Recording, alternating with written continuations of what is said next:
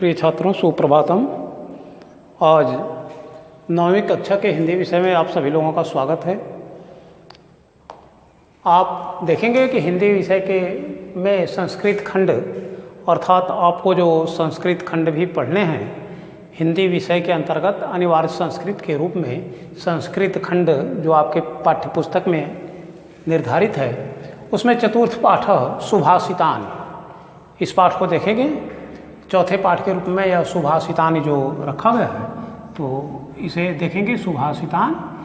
और इसमें श्लोक जो दिए गए हैं 8, 7, 8 श्लोक जो रखे गए हैं, उनका मैं व्याख्या और हिंदी में अर्थ भी बताएंगे।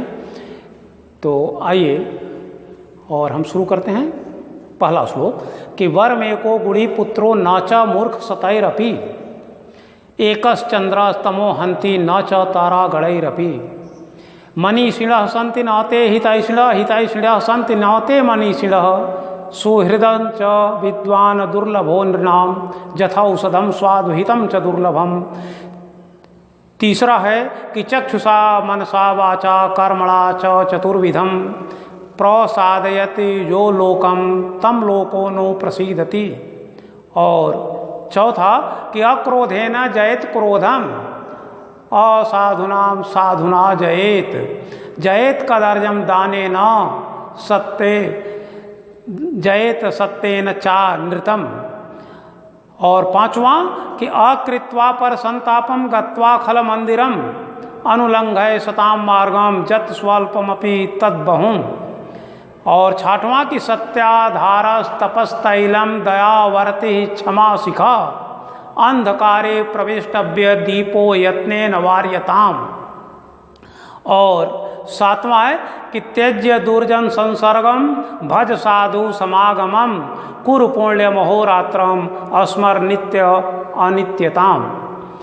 और आठवां है कि मनसि वचसि काये पुण्य पीयूष पूर्णा स्त्रिय भुवन मुपकार श्रोणिभि प्रीणयन्तः परगुण परमाणु पर्वतीकृत्य नित्यम निज हृदय विकसंत संति संत कियंतः।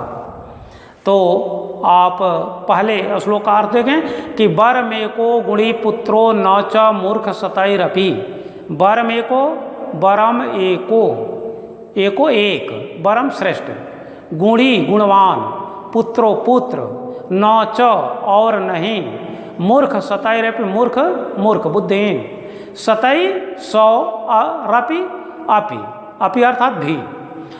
एकस चंद्रस्तमोत एकस और एकस एकह चंद्र एक चंद्रमा तमो हंति, तम अर्थात अंधकार को, हंति माने नष्ट करता है, न च और नहीं, तारा गणैरपि, तारा अर्थात ताराओं का, गण अर्थात ताराओं का समूह, अपि पूरे का। अब आप हिंदी अनुवाद देखिए कि वर में को गुणी पुत्रो, एक ही गुणवान पुत्र श्रेष्ठ है 100 मूर्ख पुत्रों की अपेक्षा। अर्थात 100 मूर्ख पुत्रों से अच्छा है एक गुणवान पुत्र होना, अथवा एक गुणवान पुत्र 100 मूर्ख पुत्रों से अच्छा है। एकश चंद्र, जैसे एकश चंद्र तमोहंति, जिस प्रकार से आकाश में एक ही चंद्रमा तमोहंति अंधकार को नष्ट कर देता है, न च तारा गणैरपि, और जो ताराओं का समूह है, असंख्य ताराओं का जो समूह है, वह तमो अर्थात अंधकार को नष्ट करने में समर्थ नहीं होता है। इसलिए जिस प्रकार से आकाश में हजारों तारे प्रकाश अंधकार को नष्ट करने में सक्षम नहीं हैं, और एक ही चंद्रमा अंधकार को नष्ट करके रात को चांदनी बना देता है, उसी तरह से अगर एक ही गुणवान पुत्र है तो वह अपने परिवार, अपने कुल मर्यादा का वह रक्षा करता है। और मूर्ख सतैरपि, अगर सैकड़ों मूर्ख पुत्र हों तो उनसे यह उम्मीद नहीं होती।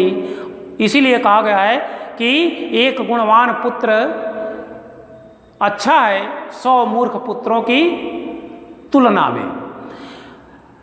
एकश चंद्र तमोहंति, जैसे आकाश में एक ही चंद्रमा अंधकार को नष्ट कर देता है, लेकिन सैकड़ों ताराओं का समूह नहीं नष्ट कर पाता है।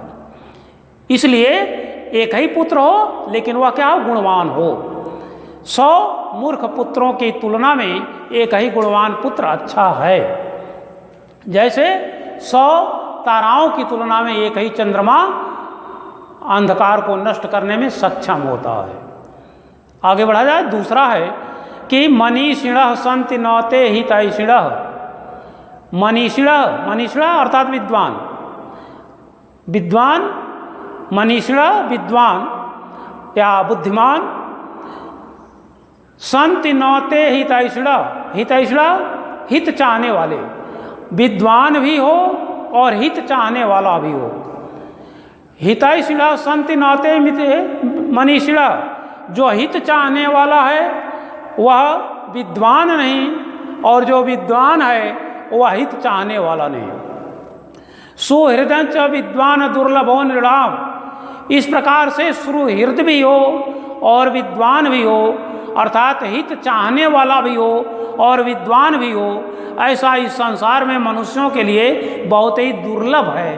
अर्थात ऐसा मनुष्य इस संसार में दुर्लभ है जो विद्वान भी है और सुहृद अर्थात हित चाहने वाला भी है। जैसे यथा औषधम, जिस प्रकार से औषधम स्वाद्वितम च दुर्लभम, जिस प्रकार से औषधि का काम करता हो और स्वादकर भी हो, ऐसी औषधि इस संसार में दुर्लभ है। अर्थात दवा का भी काम करे और स्वादिष्ट भी लगे, ऐसी औषधि दुर्लभ होती है। उसी तरह जो विद्वान भी है और शुभ चिंतक भी हो, ऐसा इस संसार में ऐसा मनुष्य दुर्लभ है। अगर वह मनीषी है अर्थात विद्वान है तो हितैषी नहीं, और हितैषी है तो विद्वान नहीं। जैसे यथौषधम स्वादहितम च दुर्लभम, स्वादकर हो और औषध भी हो, यह इस संसार में क्या है, दुर्लभ है। यथौषधम स्वादहितम च दुर्लभम, स्वादिष्ट भी हो और हित चाहने वाला औषध भी हो, तो यह दोनों दुर्लभ है।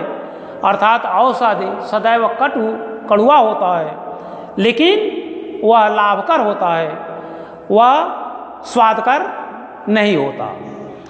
और तीसरा है कि चक्षुषा मनसा वाचा कर्मणा च चतुर्विधम।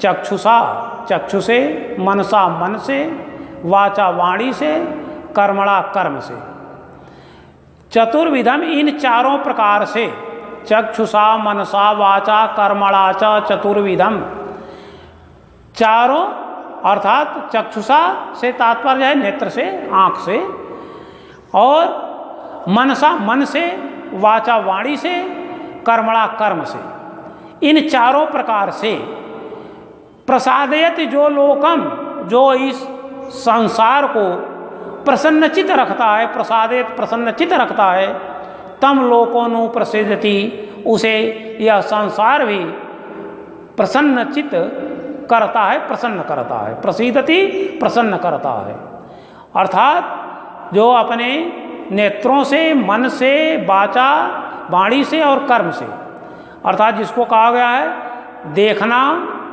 सुनना और बोलना, यह तीन, और मनसा मन से, यह चारों विधि चारों प्रकार से जो इस संसार को प्रसन्न करता है, उसे यह संसार निश्चित रूप से प्रसन्न करता है। आगे कि अक्रोधेन जयेत क्रोधम साधुनाम साधुना जयेत, जयेत कदर्जम दानेन जयेत सत्येन चा नृतम। अक्रोधेन, अक्रोध, जयेत क्रोधम, अक्रोधेन, अक्रोध अर्थात शांति से, अक्रोध शांति से, जयेत जीतना चाहिए, क्रोधम क्रोध को, शांति से क्रोध को जीतना चाहिए। असाधुम साधुना जयेत, असाधुम असज्जन अर्थात दुष्ट को साधुनाम जयेत, सज्जनता से जीतना चाहिए। जीतें किसको? दुष्ट को सज्जनता से जीतें, और क्रोध को शांति से जीतें। जयत कदर्जम दानेना, कदर्ज अर्थात कंजूस को दान से जीतें। जयत सत्येन चा नृतम, सत्येन सत्य से च अनृतम, और सत्य से अनृत अर्थात झूठ को जीतना चाहिए। सत्य से असत्य को, दान से कंजूस को, सज्जनता से दुष्ट को, और शांति से क्रोध को जीतना चाहिए। आगे बढ़ा जाए। और पांचवा है कि अकृत्वा पर संतापम गत्वा खल मंदिरम अनुलंघयम सताम मार्गम जत स्वर लपवि तदबहुम। अकृत्वा पर संतापम, अकृत्वा न करने योग्य कार्यों को न करते हुए, अर्थात जो कार्य करने योग्य नहीं है उसको न करते हुए। पर संतापम, दूसरे को संताप न देते हुए, दूसरे को कष्ट न देते हुए। गत्वा खल मंदिरम, दुष्ट के मंदिर में न जाते हुए, अर्थात दुष्ट के घर में न रहते हुए। अनुलंघम सताम मार्गम, सत्य मार्ग का उल्लंघन न करते हुए। जत स्वल्पमपि तद्बहुम, यदि थोड़ा भी प्राप्त हो जाता हो तो तद्बहुम उसे बहुत अधिक समझना चाहिए। फिर से देखें कि अकृत्वा पर संतापम, जो कार्य करने योग्य नहीं है उसको न करते हुए, अर्थात जो काम निंदनीय हो उस काम को न करते हुए। पर संतापम गत्वा, परसातम, दूसरे को संताप न देते हुए, कष्ट न देते हुए। और गत्वा खल मंदिरम, दुष्ट के घर में निवास न करते हुए। अनुलंघय सताम मार्गम, सत्य मार्ग का उल्लंघन न करते हुए। जत स्वल्पित तद्बहुम, यदि थोड़ा भी प्राप्त होता हो तो उसे बहुत अधिक समझना चाहिए। इस प्रकार से आपको यह 5 श्लोक के अनुवाद बताए गए। आप इसे पुनः देखें, और इसमें अगर कहीं आपको किसी प्रकार की कठिनाई होती हो तो आप इसे पुनरावृत्ति करें, और शेष भाग को अगले दिन यह सुभाषितानि द्वितीय भाग के रूप में अगले वीडियो में आप तक भेजा जाएगा। आज बस इतना ही। आप लोगों को बहुत बहुत धन्यवाद।